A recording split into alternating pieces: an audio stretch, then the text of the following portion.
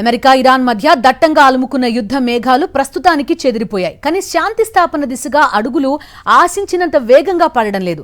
కాల్పుల విరమణ ఒప్పందంపై ఒక్క రోజులోనే మళ్లీ నీలినీడలు కమ్ముకుంటున్నాయి. ఇరాన్తో చర్చలు జరిపేందుకు అధ్యక్షుడు ట్రంప్ తన బృందాన్ని సిద్ధం చేస్తున్నారు. అదే సమయంలో క్షేత్రస్థాయిలో పరిస్థితులు భిన్నంగా కనిపిస్తున్నాయి. పాకిస్తాన్ వేదికగా జరగనున్న ఈ కీలక చర్చలపై ప్రత్యేక కథనం. రాబోయే శనివారం పాకిస్తాన్ రాజధాని ఇస్లామాబాద్ ప్రపంచ దృష్టిని ఆకర్షించబోతోంది. అమెరికా ఉపాధ్యక్షుడు జేడీ వాన్స్ నేతృత్వంలోని ఉన్నత స్థాయి ప్రతినిధి బృందం ఇరాన్ అధికారులతో ముఖాముఖి భేటీ కానుంది. ఈ బృందంలో ట్రంప్ ప్రత్యేక దూతలు స్టీవ్ విట్కాఫ్, జారెడ్ కుష్నర్ కూడా ఉన్నారు. అయితే 2 వారాల గడువున్న ఈ కాల్పుల విరమణ ఒప్పందం అప్పుడే సవాళ్లను ఎదుర్కొంటోంది.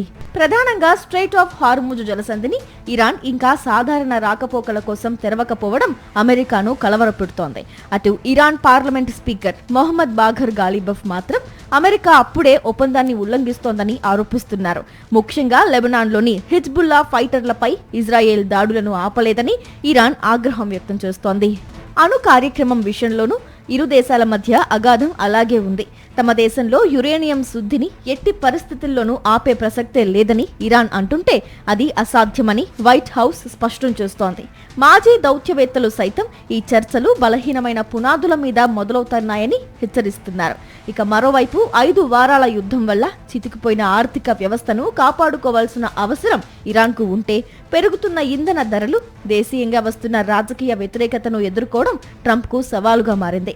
జేడీ వాన్స్ వంటి యుద్ధ వ్యతిరేక వైఖరి గల నాయకుడు చర్చల్లో ఉండటం ఇరాన్కు కాస్త ఊరటనిచ్చే అంశం కావచ్చు. ఇదిలా ఉంటే ఇజ్రాయెల్ పాత్ర ఈ చర్చల్లో అత్యంత కీలకం కానుంది. శాంతి చర్చల ఫలితం ఎలా ఉన్నా అది మధ్యప్రాచ్య దేశాల భవిష్యత్తును, అమెరికా ఎన్నికల ముఖ చిత్రాన్ని మార్చబోతోంది. మరి ఈ 2 వారాల గడువులోగా జేడీ వాన్స్ బృందం ఇరాన్ను ఒప్పించగలదా, లేక మళ్లీ యుద్ధం తప్పదా అన్నది శనివారం నాటి ఇస్లామాబాద్ చర్చల్లో తేలనుంది.